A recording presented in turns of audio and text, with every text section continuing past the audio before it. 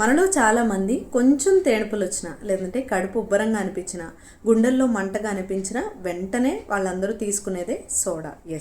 సోడాని తీసుకోవడం వల్ల మరి ఎలాంటి గ్యాస్ట్రిక్ కంప్లైంట్స్ తగ్గుతాయి, అసలు సోడా తీసుకోవచ్చా తీసుకోకూడదా అనేది ఈ వీడియోలో తెలుసుకుందాం. Hi, this is doctor Srikari, homeopathy physician.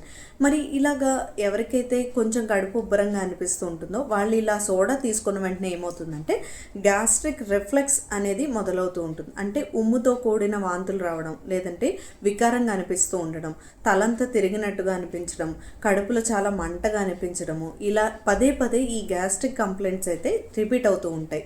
మరి ఎలాంటి ఆహారం తీసుకోవాలి, ఎలాంటి తీసుకోవడం వల్ల ఈ కంప్లైంట్స్ అనేవి తగ్గుతాయి అంటే వాడుకోవాల్సినవి జీలకర్ర, వాము, ఇంకా సోంపు ఇలాంటివి ఎక్కువగా మీ ఆహారంలో యాడ్ చేసుకోవడం వల్ల ఇలాంటి కంప్లైంట్స్ అయితే తగ్గుతాయి.